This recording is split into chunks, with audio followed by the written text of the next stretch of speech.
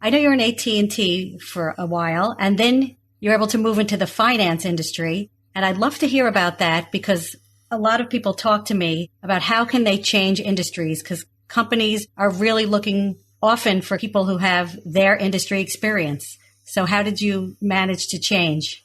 This was very interesting, again, in terms of what happened to me personally, but I'm trying to kind of draw parallels in terms of how things happen. So as I mentioned to you, I had a career goal.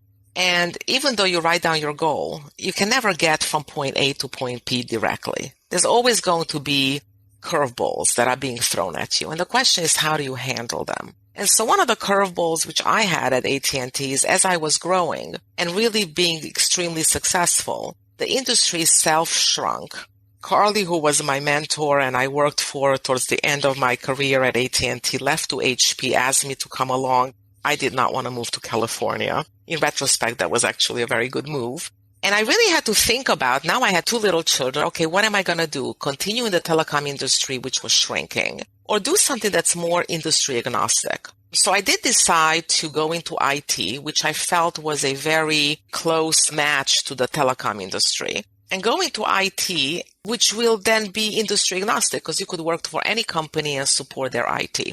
So honestly, I really started to look around and I was not focused on the financial industry or any specific industry. I was more focused in let me get an IT position and leave telecom. So I actually applied to a lot of different places and a very nice gentleman from Bank of America that at that time was Merrill Lynch interviewed me and was very, very entrusted with the tenacity and the courage. And by the way, I didn't think I had any courage, but I guess I came across that I did have courage. And he asked me, how are you going to transition and how are you going to manage this transition like this, especially on Wall Street? And I said to him, listen, I've managed a lot of issues in my life, personal as well as on the business side. And there's nothing that I cannot do. So I will manage this as it comes to me and you have to give me a chance. And he did. And I went over to Merrill Lynch and I really enjoyed my assignment there. I did a lot of mergers and acquisitions, which was sort of new to me.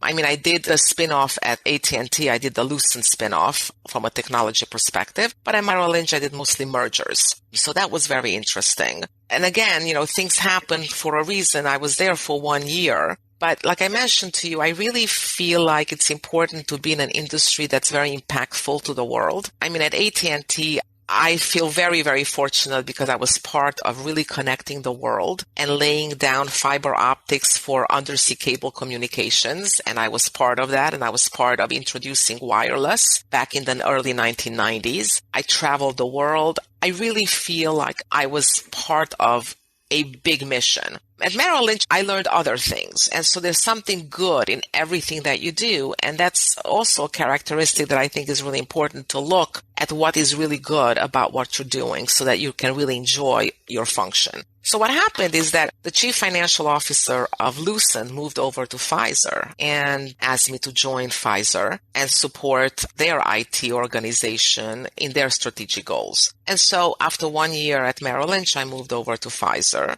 And again, here comes in play of how important it is to keep your network alive, never burn a bridge, always support people that you like, and always work up as well as down. And so I was really very happy that Frank D'Amelio, who's the Pfizer CFO today, asked me to join the company. So then I moved over into the pharmaceutical industry, which was another very fantastic experience for me.